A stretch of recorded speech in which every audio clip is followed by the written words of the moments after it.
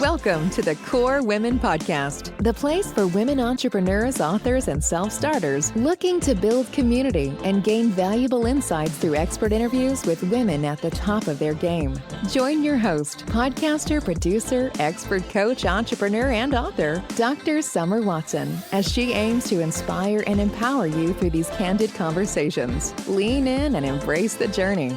It's time to start the show. Here's your host, Dr. Summer Watson. Welcome back to the Core Women Podcast, where we explore the personal stories behind powerful strategies.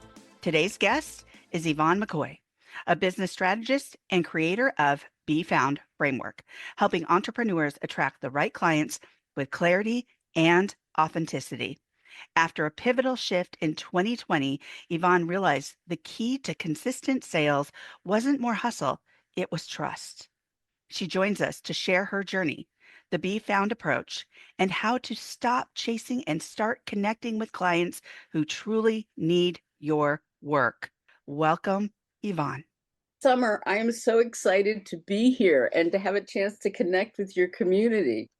I am so excited to have you here on the show. But before we get started and jump into your professional journey, if you could describe your life in one word to this point, what would that word be and why? I would say unexpected. Ooh, okay. Tell us more. So even just starting, the way we met was totally unexpected. I actually sent a post on LinkedIn to you and you were the wrong Summer. Yes. And we ended up making a great connection, which was totally unexpected. I think one of the reasons for that is I think I thought that I would have a job most of my life. I did not see myself as an entrepreneur. I was very much brought up to be, go to school, get married, have kids, have a car, have a pet, have a job, have a retirement, that kind of thing. And my life is absolutely nothing like that. It was for a while, but then for whatever reason went off the tracks, I guess. Yeah. For better, right? And so every day is kind of unexpected in the people that I meet. And so part of what I say to people is you have to be curious. One of the biggest shifts I think that I made was stepping out of what I was brought up to believe, which puts you kind of in a judgmental perspective into more of a curiosity. And so now I say, stay curious. Even at the beginning of my coaching, I would say to people, you'll never make a business out of this. I would say it kinder than that, but right. I would say something like, well, where exactly do you think you're going to get money? Right? Or who's going to pay for this? And now I go, okay, tell me more. Yeah, absolutely. So I think life is kind of unexpected. Yeah, it is unexpected. And we do go through some of that conditioning. We learn from our models, be it our parents, caretakers, clergy, teachers, peers. And so, how do we, along our journey, step out of that? And not to say that's all bad, it's just how do we develop something that we're truly in alignment with to move our lives forward in the way that we envision it. I like that. Staying curious, the unexpected. So before we really dive into that, which is your business strategy component of your professional journey, tell us more about your personal journey and what moment in 2020 shifted your approach to client attraction and trust. There've been a lot of very unexpected things that came along. I went to college. I was going to major in math because I was good at math. And then after the first semester, I was like, no, I cannot see myself doing this. And so then I decided to go into science. And then it was like, and then I decided I was going to write the great American novel and hated the old masters. And so, and then I went in, I was like, well, I'll write the psychological thriller. And, and then I was like, these people are crazy, right? And one of my strong suits is kind of being analytical. It's like, okay, my father's paid for 2 years of college. He is not paying for more than 2 more years. How can I graduate on time? And ended up going into journalism, which I really had no passion for. It was just kind of the answer. And so I found myself constantly trying to figure out where I could use the skills that I had. and ended up working for a law firm. I was very much a hippie, ended up running a food co-op. I tried to get them to expand what they were doing, and they didn't listen to me. And it went belly up like in a week. It was like watching the sinking of the Titanic. Mm, And it was like, you know what? Nobody ever said to me, you're good at business, right? right. So I decided to go get my master's. And, because of some weird family dynamics, I applied to a whole bunch of places, not with any particular thing in mind, and ended up at Wharton, not Mm, even knowing that Wharton was this great school. Okay. yeah. So Awesome school. unexpected. Right. And I was also an unexpected student because everybody there was either right out of college, and I was like 28 and I had kids, or they were being sent by their company. So I was really a fish out of water. Somebody said to me lately, you're a contrarian. And I think that might be the other thing that is like a point of reference in my life. They would talk about things like, here's a case study on toys, and nobody in the class had kids. And I would say to them, are you kidding me? I'm a parent. I buy toys. I would never, and they would Right. look at me like, you're not following the rules. Mm-hmm. So anyhow, many of the things that I did because I was trying to find a place to belong, I think, Mm-hmm. that I Mm-hmm. could use my skills. And I was in corporate. I did taxes for 15 years. And when I left that, I was like, what am I going to do with the rest of my life? I couldn't read as a kid, and I decided to volunteer at a nonprofit with literacy. Mm-hmm. And it turns out I was not good at that. I was not good at that at all. Okay. I could not teach you to read. Okay. I could teach you all kinds of other things. I could teach you critical thinking. I could teach you math.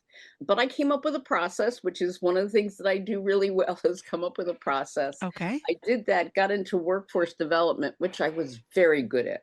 How do you get people trained really fast? How do you get action fast? And so that's one of my key things, is how do I get you from A to M, maybe Yeah. not to the end, but get you there fast. And so I was actually working with women directors of nonprofits before COVID, and I loved it. I had my clients for 2 to 3 years. I started out with the directors, then I started, helping them build their teams and coaching their teams. And on Monday, I had a business, and on Friday, I didn't, because they did not have a way to fund themselves. They couldn't pay their people, they couldn't pay me. And Right. so again, I was like starting all over again. And it was like, that same question, what do I want to do for the rest of my life? At that point, I wasn't going to go out and get a job, Yeah. And it was like, how do I show up? And so I started with productivity, Okay. because people were always asking me about, time management. And then I found out, trained myself kind of, that productivity was not really about time management. And the thing that I learned that was so interesting to me, that got me where I'm going, this is a very long answer, sorry, That's okay. is the history of productivity has really shaped the way we have gone through the world. And in very strange ways, because it started out with agricultural, bushels per acre. Mm. Then it went to industrial, and then it went to informational. In an agricultural society, I'm going to give you the way that it affected education, which affected us and how we show up. In an agricultural society, you had a one-room school, and people learned at their own speed, and they were collaborative, and they helped each other, and it was not competitive. Then when you fast forward to industrial, and suddenly we're being trained to be drones. How do you follow instructions? How do you take the steps? And part of that is because when you're in a factory, they want you to follow the steps and, make sure you get quality and stuff like that. I was in a geometry class, and I would never read the book unless I couldn't solve the problem. And so I show up this one time in this advanced class, and everybody's like, it took me 20 steps, it took me 26 steps, and it took me 3. The teacher says, put it up on the board. I put it up on the board, and he shakes his head and he goes, it's the right answer, but would you read the book from now on? And then he says to somebody, will you come and put it up right? And I'm like, how can mine not be right? Right. And why would I want to take 26 steps? So I say this to say that my strengths, my unique strengths, was just what I help people discover. Our unique strengths start from when we're a kid. We always had them. Now we fast forward to informational. And it used to be information was the coin of the expert. Only the experts had the information because it came out of books or it came out of studies or degrees or something like that. But now information is everywhere.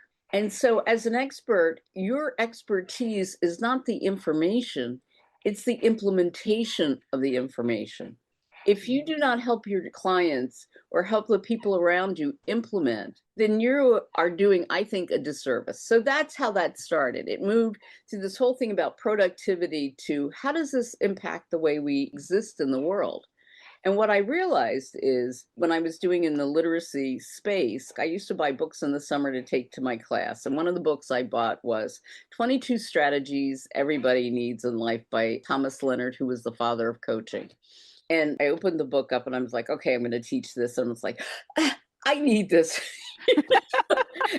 Went through all of them. It was like, I need all these things. And then in the back of the book, it said, if you found this interesting, you might be interested in coaching. And I was like, okay, Yeah. So that's really what I help people do is I help them unlock what they already have or they put on the back shelf. And our gifts are things that we don't realize that we're good at, because they come to us so naturally.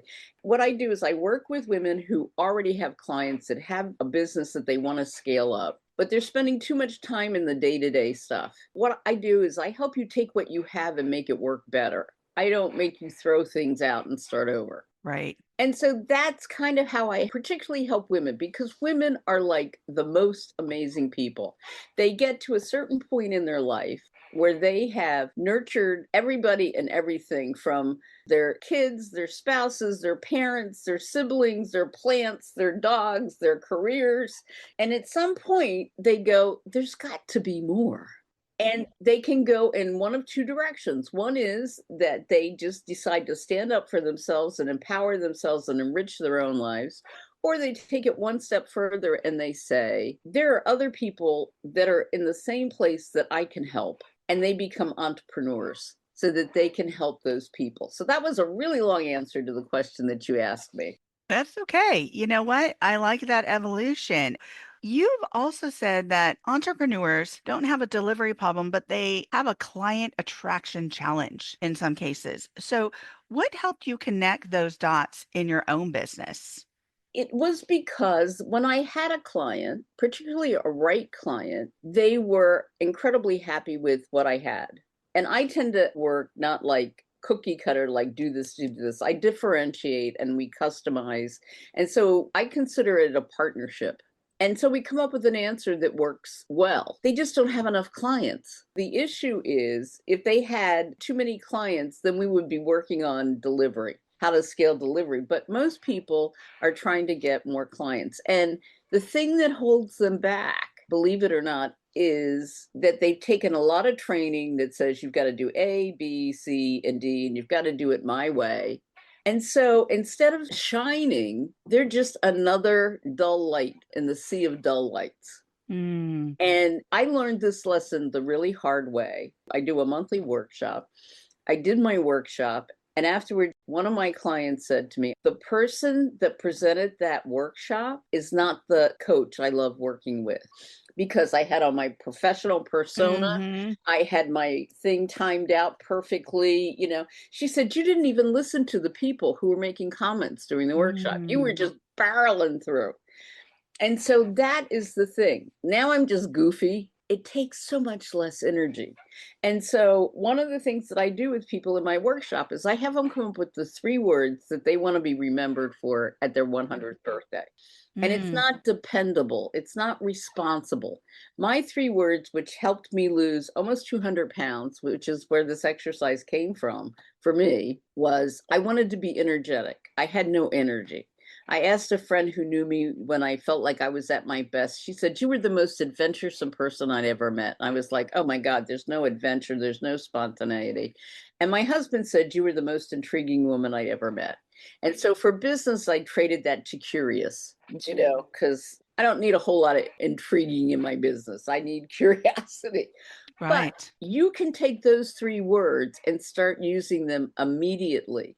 Because now what I find when I connect with people who are potential clients, almost always they go, I love your energy, which means that they're self-selecting. People who don't love my corny humor and my energy don't call me, Mhm. right? So I am getting more of the right clients.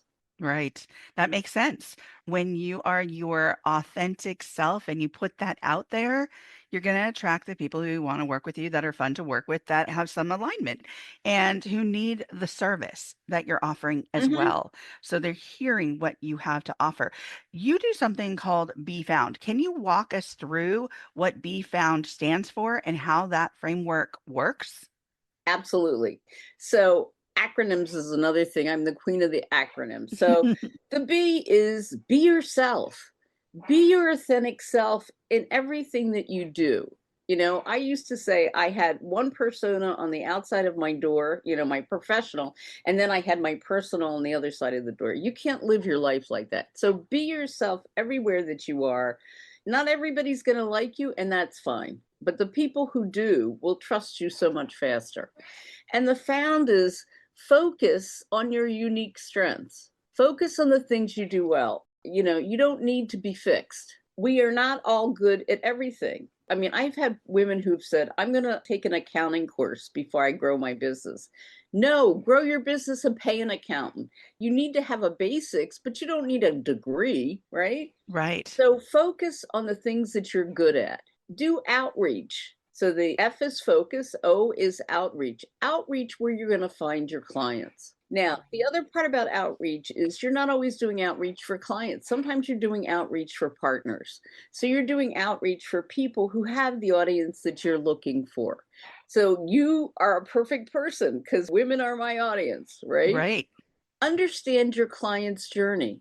Your client does not go through a cookie cutter kind of thing, but they do have some general things that happen. So understand what it is that they're looking for. So, for instance, when they acknowledge that they have a problem, if it's something like breast cancer, they stay in that stage for a very short time before they start looking for a solution. If their other health thing is, I'm getting old, my knees hurt, they may stay in there for years before they decide they need to find a solution. So people move through the process at different speeds, and there are different things that you can say that they will go, oh, they understand me. You want to nurture your relationships. You shouldn't look at everybody with a dollar sign on their forehead. You don't know how you can help each other. My goal in life is that everybody that I meet, that we both walk away better. We may never talk again, but that person may say, oh, I know somebody you should talk to. Or just to put good karma out in the world. I mean, it's not a one for one kind of thing. And the one that I like the best, did I do them all? F-O-U-N, You is did. D. Delight, deliver, and delight. And I think people forget that. If I can't delight you before we start to work together, then I'm probably not going to delight you when we're working together. And once we are working together, I still need to delight you because you could go anywhere to get a solution, but you will probably be more likely to go someplace where you feel like you're understood, you've gotten more than you expected, and you're happy. Absolutely. I love that acronym. I love what it stands for. You've mentioned a lot of things throughout this conversation about people feeling like they belong, about people feeling like they're understood. And that's so important because I find that too. As much as we say that we're different, we are very much alike in that we want to belong. We want to feel understood. Alfred Adler, the father of humanistic psychology, he deviated from Freud because he said to Freud, I understand you have this thing on the subconscious, but here's the deal. There's more to that. There's more to a human being and their functioning, just like you were talking about. There's different things that people understand in different ways. You understood that math problem in 3 steps, not 20. And so people have an understanding of the world through their lens. But the commonality is they want to belong. And so you found an amazing way to connect people, to delight people, to teach people, and that's through the Be Found process and program. So how can people find more of you? How can they reach out to you? There are lots of ways. One is that I do a monthly workshop that everybody's welcome to come to. And even though the skeleton is the same, depending on what kind of mood I'm in, the workshop is different because of the energy of the people. But probably one of the easiest ways is to sign up for my 5-day challenge. I have to tell you, it doesn't take you very long. If you just do the first day, you will start to look at your client and your unique skills in a totally different way. So that's one way. You could book a 30-minute phone call with me.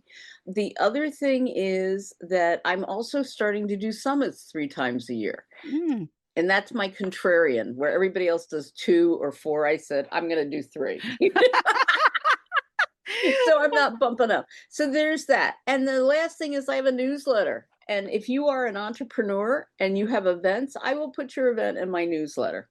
Fantastic. And thank you for that. As we come to the close of the interview, for someone listening who's doing great work but struggling to get consistent sales, what's one small step they can take today to begin being found? I would do my 3-word exercise. What do you want to be remembered for when you are 100? And whatever those words are, I would start using it in your marketing and making sure that they stand out in a crowd.